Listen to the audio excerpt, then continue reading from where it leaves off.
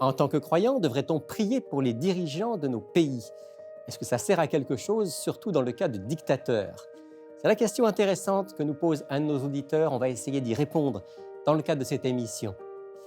Dieu a mis dans la nature des petites graines au pouvoir étonnant qui peuvent améliorer notre santé. Dans la capsule santé d'aujourd'hui, Caroline nous parle d'une de ces graines miracles, la graine de lin. Et pour tout de suite, je commence avec mon invité du jour et on répond à une autre question d'auditeur. Est-ce que le Christ, pendant son ministère public, a montré que le commandement du sabbat était devenu caduc? N'a-t-il pas aboli le jour du repos?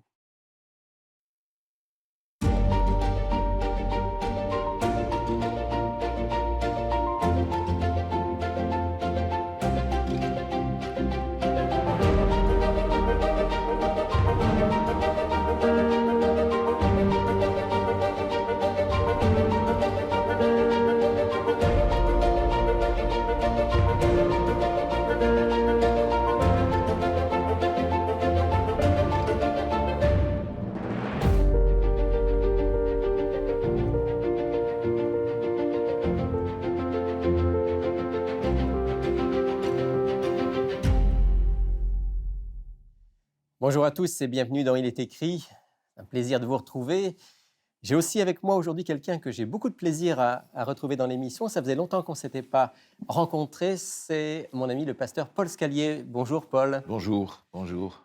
Aujourd'hui, donc, on va essayer de comprendre quelle était l'attitude du Christ face à la loi de Dieu en général et plus spécifiquement par rapport à la journée du sabbat. On entend souvent dire que Jésus étant venu sur cette terre, il a en quelque sorte rendu les commandements de Dieu facultatifs. En tout cas, il les a résumés par « Tu aimeras le Seigneur ton Dieu de tout ton cœur, ton prochain comme toi-même ». Et puis, on n'a plus tellement besoin de ce descriptif qu'on trouve, par exemple, dans les 10 commandements, dans les 10 paroles. Qu'est-ce qu'il en est vraiment? Je crois qu'il faut qu'on regarde les textes où Jésus intervient en rapport avec le sabbat. Et en regardant la manière dont Jésus intervient dans son temps par rapport au sabbat, on se rend compte qu'il ne remet pas en cause le principe du sabbat, le commandement du sabbat, mais il va remettre en cause la manière dont les gens de son temps vont le pratiquer, et ils ont comme fossilisé une pratique du temps, une tradition, et qui est devenue plus importante que le principe même du sabbat. Et je crois qu'il faudrait qu'on regarde quelques textes en rapport avec ça pour voir comment Jésus se positionne. Il le dit très franchement d'ailleurs. Dans l'évangile de Marc au chapitre 7, j'aimerais qu'on prenne un texte à ce sujet-là. Ok, on va aller dans l'Évangile selon Marc au chapitre 7. Évangile selon Marc au chapitre 7, Jésus a déjà une discussion avec son entourage. Et au chapitre 7 de l'évangile de Marc et au verset 8, Jésus est très franc avec les gens. Il leur dit: « Vous abandonnez le commandement de Dieu et vous observez la tradition des hommes. » Il leur dit encore: « Vous rejetez fort bien le commandement de Dieu pour garder votre tradition. » Donc il fait une opposition ici entre le commandement, qu'il n'attaque pas, mais votre tradition passe d'abord. Autrement dit, l'habitude qui s'est établie dans le temps de faire les choses d'une certaine manière et dont on ne peut pas se démarquer sans enfreindre le commandement. C'est ce que Jésus condamne finalement. Dans le contexte ici, il ne parle pas directement du sabbat, mais c'est le même principe parce que juste après, il parle du 5e commandement, « Honore ton père et ta Honore mère ». ton père et ta mère. On voit qu'ici, Jésus considère le commandement de Dieu comme la norme, la référence. La tradition, par contre, là, il va prendre ses distances. D'ailleurs, le 5e commandement est associé au 4e. Ce sont les créateurs humains, juste après le créateur divin. Donc le 4e et le 5e, qui sont les deux tables de la loi, sont liés étroitement l'un à l'autre. Et Jésus les considère comme pleinement valables pour lui comme pour l'humanité. Exactement. Mais il remet en cause la façon dont ils vont appliquer ça. Est-ce qu'on peut voir encore un ou deux textes où Jésus montre bien que justement les commandements de Dieu sont importants pour lui et pour nous tous? Oui, je pense à un texte en particulier dans l'évangile de Jean. Et j'aimerais qu'on regarde ce passage dans l'évangile de Jean au chapitre 7. Ok. Évangile de Jean, chapitre 7, au verset 23 et 24. Évangile de Jean, chapitre 7, 23 et 24. versets 23 et 24. Le verset 23 dit ceci. Si un homme reçoit la circoncision le jour du sabbat, afin que la loi de Moïse ne soit pas violée, pourquoi vous irritez-vous contre moi de ce que j'ai guéri un homme tout entier le jour du sabbat? Ne jugez pas selon l'apparence, mais jugez selon la justice. Donc il prend ici la pratique de la circoncision, et il va leur dire, mais vous pratiquez la circoncision pour observer la loi, et moi je guéris quelqu'un le jour du sabbat, et vous protestez. Où est le problème?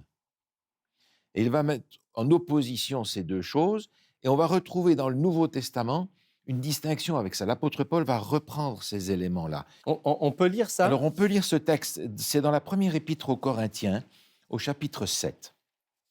Donc là, on est dans les lettres de l'apôtre Les Paul, lettres de l'apôtre Paul, 1 Corinthiens 1 7. Corinthiens chapitre 7, au verset 19. L'apôtre Paul dit ceci, « La circoncision n'est rien, et l'incirconcision n'est rien, mais l'observation des commandements de Dieu est tout. » Donc l'apôtre Paul fait cette distinction entre une pratique de l'Ancien Testament, circoncision, et les commandements de Dieu. Donc, la circoncision, c'était aussi un commandement de Dieu. Très important pour eux. Le fait que l'apôtre Paul fasse cette distinction, ça veut dire que dans son esprit, il y a des commandements qui avaient une valeur probablement pour un temps, comme la circoncision, et d'autres qui sont permanents. Qui sont les 10 commandements. Donc, Et les 10, pas une partie d'eux. Donc il y a une distinction à faire entre le commandement de Dieu et la manière dont les Juifs vont le pratiquer dans ce temps-là et qui n'est pas normatif. Et Jésus s'attaque à cette nouvelle norme qu'ils ont, eux, instituée en leur disant, il faut que vous reveniez au principe de ce qu'est fondamentalement le commandement du sabbat. Donc fondamentalement, Paul, que ce soit Jésus ou que ce soit l'apôtre Paul ici, ni l'un ni l'autre ne remettent en question l'importance des commandements de Dieu, y compris donc du jour du sabbat qui fait partie du décalogue. Par contre, l'un et l'autre, et en particulier le Christ, c'est ce qu'on va voir, remettent en question la manière dont la tradition avait amené les chefs juifs et le peuple juif en général à vivre le jour du sabbat. Jésus qu'est-ce qu'il va faire? Il va donner en quelque sorte un nouveau sens, on va retrouver le vrai sens. Mais ce que la tradition a fait en réalité dans la pratique que les Juifs ont développée au travers du temps, c'est de déplacer le centre de l'observation du sabbat en fonction de leur conception du salut par les œuvres. Il y a des choses à faire, des choses à pas faire. Et si tu les fais, ça va. Si tu fais les mauvaises choses, tu es condamné. Jésus va redéplacer ce centre dans le cadre du salut par la foi et par conséquent de la relation qui doit s'établir entre Dieu et les hommes. Et le sens du sabbat se trouve là. Ce n'est pas une série d'interdictions ou d'obligations, c'est d'abord une journée spéciale de relation avec Dieu et les uns avec les autres, c'est bien ça. À partir de là, va se développer cette dimension que Jésus va vivre du salut par la foi, l'homme étant l'objectif de sa mission. Est-ce qu'on pourrait, Paul, lire un ou deux textes qui nous aident à comprendre ça? Comment Jésus, justement, a mis en valeur ce sens profond de la journée du sabbat? Alors, j'aimerais regarder justement un texte dans l'évangile de Luc au chapitre 6. C'est un événement qui se produit précisément pendant le jour du sabbat. Ici, Jésus est dans une synagogue. Il s'y trouve un homme malade qui a la main droite est sèche. L'homme à la main sèche. L'homme à la main sèche. Et Jésus va interpeller les gens de son temps parce qu'il se rend compte que on l'attend au tournant pour savoir qu'est-ce qu'il va faire avec ça. Et j'aimerais regarder le verset 9 et 10. Évangile selon Luc, chapitre 6, le verset 9 et 10. Et Jésus leur dit, « Je vous demande s'il est permis le jour de sabbat de faire du bien ou de faire du mal, de sauver une personne ou de la tuer. » Alors, promenant ses regards sur eux tous, il dit à l'homme, « Étends ta main. » Il le fit, et sa main fut guérie. Là, on est dans une synagogue, et Jésus va donc faire un miracle. Guérir cet homme. Pourquoi est-ce qu'aux yeux des chefs juifs, faire ce miracle le jour du sabbat, c'était un péché? Parce que pour eux, c'est un travail de faire un miracle.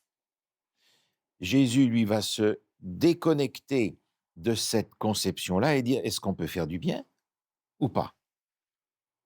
Heu, Ils ne peuvent pas dire: «Non, le sabbat, on ne peut pas faire de bien». Puisqu'on peut faire du bien, je vais faire du bien, je vais te guérir. Et il y a rien à dire.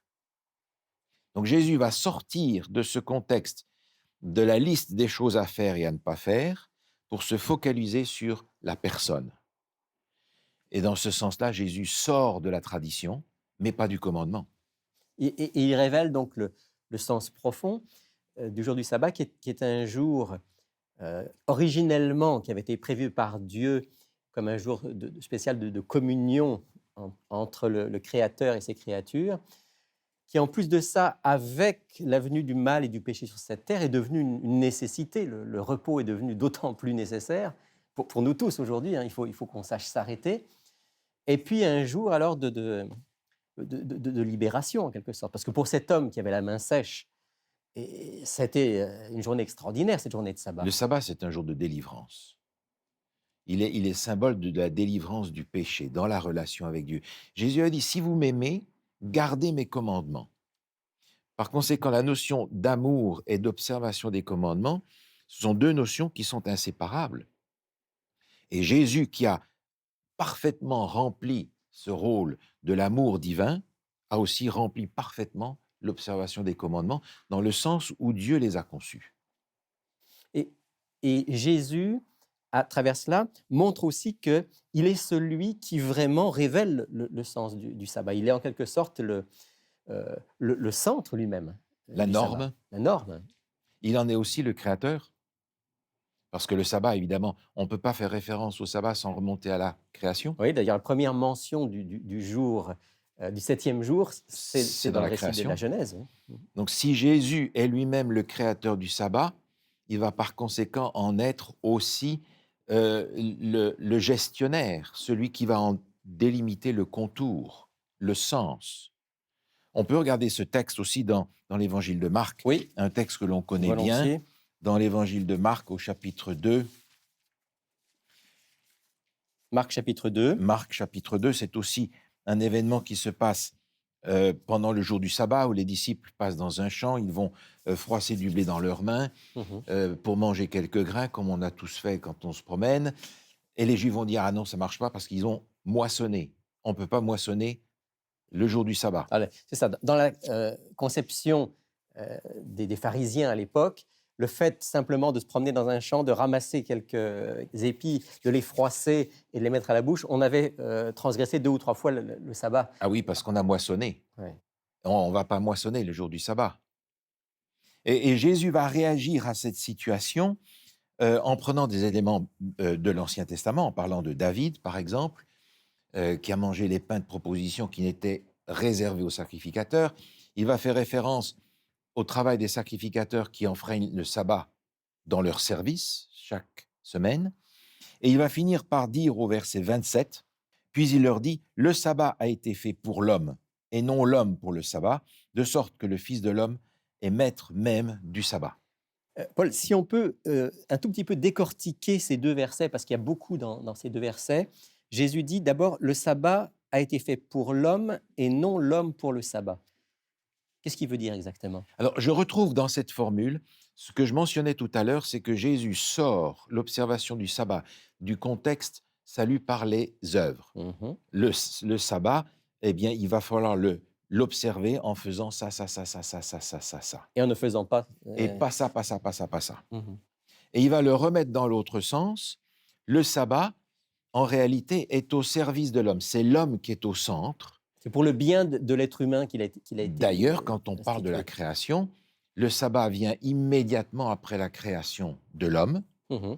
pour établir cette relation entre la créature et le créateur. Et la première journée Première journée. que l'être humain va vivre, ce sera cette journée, C'est un jour de c'est le septième repos. jour. Alors, pas repos dodo, bien Mhm. entendu, mais repos, relation entre la créature qui est là toute neuve et son créateur qu'il a besoin de découvrir. Mhm. C'est ça que Jésus veut dire quand il dit le sabbat a été fait pour l'homme. En fait, encore aujourd'hui, Paul, Dieu voudrait qu'on vive cette journée-là comme un cadeau. il faut que ça soit dans la relation avec Dieu que l'on puisse recevoir le sabbat, la fameuse délivrance dont on parlait tout à l'heure. Mhm. La délivrance du péché, la délivrance de la culpabilité, la délivrance de tous les soucis qui nous accablent dans le contact avec Dieu. C'est là qu'on va déchargez-vous sur lui de tous vos soucis car lui-même prend soin de vous. Mhm. Comment est-ce qu'il prend soin de nous? Dans la relation avec lui. Mhm. Et on court toute la semaine. On a bien entendu un moment chaque jour pour entretenir cette relation nécessaire. Mais le sabbat, elle prend une dimension beaucoup plus large, dans une journée entière, 24 heures qui sont dédiées. consacrée à une relation avec Dieu au travers de sa parole, au travers de la communauté religieuse à laquelle on appartient. Et Jésus nous dit, ça, c'est la raison pour laquelle le sabbat a été institué. Et il vient en quelque sorte ici confirmer l'importance. Et puis alors il dit, de sorte que le Fils de l'homme est maître même du sabbat. Ça, c'était interprété de manière assez différente parfois. Qu'est-ce que Jésus veut dire exactement? Ben, la manière curieuse de l'interpréter auquel vous faisiez allusion tout à l'heure, c'est de dire Jésus est maître du sabbat, il peut en faire ce qu'il veut. Et par conséquent, il est venu là changer les règles du sabbat. Mhm. Alors, Jésus est maître du sabbat dans le sens où, étant créateur du sabbat, c'est lui qui en définit le contour. Et le contour est l'homme est l'objectif du sabbat. Mhm. Le salut de l'homme est l'objectif du sabbat. La révélation de Dieu à l'homme est l'objectif du sabbat. La délivrance de l'homme par Dieu est l'objectif du sabbat. Donc Jésus est le centre du sabbat. Jésus est le centre du sabbat, il est le créateur du sabbat, il est celui qui le définit et il est celui qui en est le garant. Parce que, étant venu parmi nous, il a montré comment l'observer. Mhm. Et il a voulu déconnecter une vieille pratique poussiéreuse et sclérosée dans son temps pour revenir à la relation entre Dieu et l'homme. Une relation qui sauve. Et il est intéressant d'ailleurs que ici, le mot qui est utilisé, maître du sabbat, c'est aussi un mot qu'on pourrait traduire parfois par seigneur du sabbat. Et là, on retrouve toute cette dimension du jour du Seigneur, en quelque Oui. sorte. Oui, c'est ça. Ce n'est pas le maître dans le sens despote ou commandant. C'est celui qui gère, c'est le leader, c'est celui qui conduit. Et c'est dans ce sens-là qu'il faut prendre le sabbat aujourd'hui dans le cadre d'une relation avec Jésus et reprendre sans aucun doute tous ces passages du Nouveau Testament où Jésus remet le sabbat dans le sens tel qu'il l'a voulu, de sorte que la relation s'établisse avec le Christ, comme Jésus a voulu la rétablir avec les gens de son temps. Le jour du repos, mais aussi et avant tout le jour de la relation. Le jour de la relation. On va certainement, dans une prochaine émission, Paul, parler de la manière concrète dont cette journée peut être vécue, parce que peut-être certains auditeurs se disent, oui, ben c'est beau, une journée de repos, une journée pour être avec Dieu, une journée de ressourcement spirituel, mais concrètement. Alors, je propose que notre prochaine rencontre, on puisse voir comment Jésus, lui, a vécu le sabbat et comment il peut nous inspirer aujourd'hui, au XXIe siècle, dans notre manière de le vivre. Mais Oui. merci en tout cas aujourd'hui de nous avoir rappelé l'attitude de Jésus qui n'a pas aboli, mais qui a pleinement vécu et révélé le sens du sabbat. Et j'aimerais vous proposer, si vous voulez bien, de prier en terminant pour que Absolument. Dieu puisse nous aider à découvrir et certainement à mettre en pratique cette journée spéciale du jour du repos, du sabbat. Volontiers. Notre Dieu, notre Père, nous voulons te louer et te remercier pour la grâce que tu nous fais d'un jour particulier, le 7e jour de la semaine, pour communier avec toi, pour mettre de côté nos soucis, nos préoccupations, nos problèmes, et venir au pied de celui qui est la solution et qui est la vie. Seigneur, nous te remercions pour cette grâce. Apprends-nous à vivre ce jour du sabbat comme toi-même tu l'as créé, pour que dans le contact avec toi, nous soyons renouvelés, délivrés, pardonnés, recréés. C'est ce que nous te demandons, Seigneur, au nom de Jésus, notre divin Sauveur. Amen. Amen.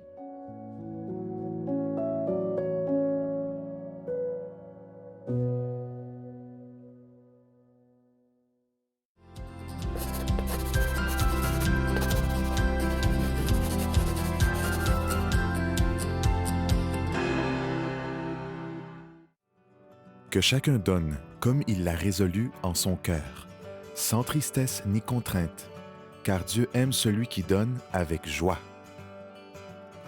Si vous souhaitez nous appuyer en faisant un don, voici comment faire. Par téléphone, 514-729-3515, par Internet, www.iletécrit.tv. Merci pour votre générosité. Et je retrouve maintenant mes deux compères habituels pour présenter l'offre de la semaine et une question d'auditeur. Bonjour France. Bonjour Rémi. Et bonjour Alberto. Bonjour. On commence avec toi France. Oui, offre bien de la sûr. semaine. Oui, l'offre de cette semaine, c'est un petit livret d'Il est écrit qu'on a intitulé tout simplement Jésus et le sabbat. Donc, pour compléter avec l'émission d'aujourd'hui, dans ce petit livret, c'est un commentaire où on voit vraiment Jésus, comment il est venu vivre le sabbat, comment il est surtout venu épuré, je dirais, face aux dirigeants religieux qui avaient rajouté toutes sortes de règles et de préceptes autour de la loi du sabbat. Donc, Jésus est venu vraiment démontrer la beauté du sabbat. Et c'est surtout ça qui est intéressant dans ce oui, livret. Oui, ça ressort beaucoup. On voit que vivre le sabbat, c'est beau quand on le fait comme Jésus. Exactement. Donc, c'est une très, très belle lecture. On voit Jésus faire tomber les barrières, faire tomber ce qui était comme tout superflu. Alors, pour 5 $ seulement, Jésus et le sabbat. Jésus et le sabbat, 5 $. Ça vaut la peine de se procurer ce petit livret. Absolument. Merci, France. Merci. Un plaisir. Alberto, une très belle question aussi d'auditeur aujourd'hui. Oui, de Jean-Claude qui nous écrit de la France. Faut-il prier pour ceux qui nous dirigent, et en particulier pour les dictateurs? Moïse, pria-t-il pour le Pharaon? Qu'est-ce que tu en penses, Alberto? Il priait pour le Pharaon, Moïse? Bon, on n'a pas un verset qui va nous dire Moïse pria pour le Pharaon, mais la Bible, le récit biblique, nous montre que Dieu va donner une opportunité après opportunité Absolument, pour que Pharaon tourne son cœur vers l'Éternel. Mais il a endurci son cœur, dit le texte. Voilà. La grâce de Dieu a cet effet. Briser le cœur ou endurcir le cœur. Alors, si Moïse a prié, ça n'a pas servi à grand-chose, malheureusement, mais Dieu l'avait prévu aussi. Est-ce qu'on devrait malgré tout prier pour nos dirigeants? Quelle est la réponse biblique, Alberto? Donc, ça m'amène à lire le texte que Paul a écrit à Timothée. On va le lire. 1 Timothée, chapitre 2, puis versets 1 et 2. Je lis. « J'exhorte donc, avant toute chose, à faire des prières, des supplications, des requêtes, des actions de grâce pour tous les hommes, pour les rois, pour tous ceux qui sont élevés en dignité, afin que nous menions une vie paisible et tranquille, en toute piété et honnêteté. » Donc, on a toutes les raisons du monde de le faire, si on veut vivre tranquille. Donc, la première raison pour laquelle le texte nous dit de prier pour ceux qui nous dirigent, pour qu'on ait une vie tranquille. C'est-à-dire que la population en général, et puis les croyants en particulier, puissent vivre une vie où soit respectée la liberté, la dignité. Ça, on prie pour nos dirigeants dans ce sens. Voilà. Et puis la deuxième partie, la deuxième raison pour laquelle Paul nous exhorte à prier pour nos dirigeants se trouve dans versets 3 et 4. « Cela est bon et agréable devant Dieu, notre Sauveur, qui veut que tous les hommes soient sauvés et parviennent à la connaissance de la vérité. » Donc, le désir, notre désir, c'est le désir de Dieu, en fin de compte, de vouloir sauver tout le monde, incluant les dirigeants. Absolument. Donc, on prie pour eux en tant qu'hommes ou femmes. Oui, pour leur salut. Pour leur salut, pour leur rencontre avec Dieu. Voilà. Absolument. Si on prie comme Jésus nous a invités pour nos ennemis, alors à combien plus forte raison prier pour nos dirigeants? Absolument. Ils resteront libres, ça ne veut pas dire qu'ils vont forcément être sensibles à l'action de Dieu, mais Dieu va leur donner des occasions d'entendre sa voix et va leur donner l'occasion de prendre des bonnes décisions. Après, ils resteront devant leur responsabilité d'être humains. Et là, Dieu va respecter ça jusqu'au bout. Et notre part, c'est de prier pour eux. Exact, de prier pour eux avec ferveur. Absolument. Merci Alberto, oui, merci France. Et pour avoir notre offre de la semaine, voici nos coordonnées. Vous pouvez commander l'offre de la semaine sur notre site internet iletécrit.tv ou par téléphone au 514-729-3515 ou encore 1-866-729-3515. Voici également notre adresse Il est écrit Casse postale 99, succursale Rosemont, Montréal, H1X 3B6. Je vous invite maintenant à découvrir une petite graine aux vertus extraordinaires. C'est notre capsule santé avec Caroline Laforêt.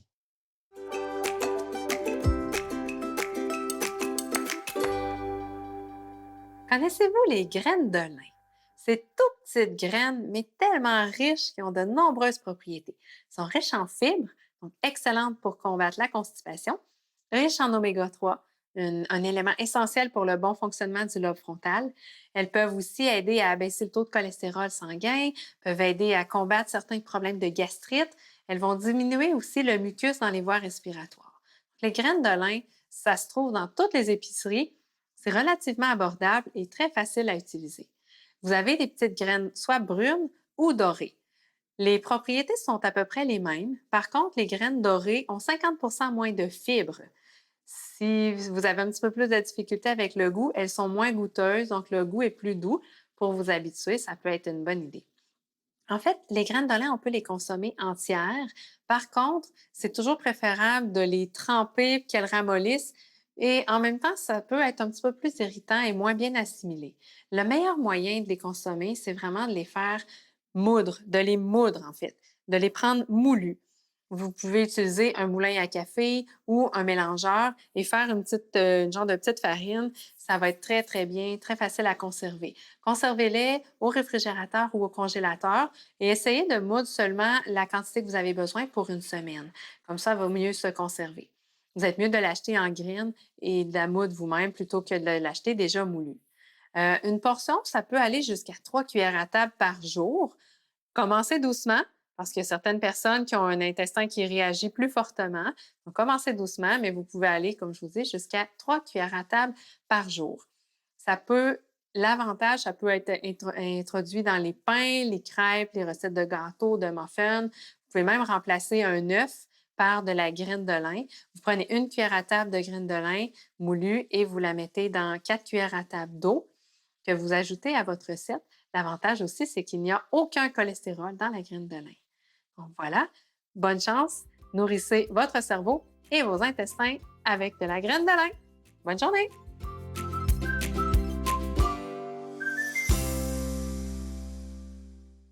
Pour connaître nos lieux de rencontre dans la province du Québec et ailleurs au Canada, appelez-nous au 1-866-729-3515 ou visitez le sdaqc.org/église au pluriel. Au nom de toute l'équipe, je vous souhaite une excellente semaine. Je vous retrouve la prochaine fois, bien sûr, avec un autre sujet. Mais souvenez-vous, il est écrit « L'homme ne vivra pas de pain seulement, mais de toute parole qui sort de la bouche de Dieu. »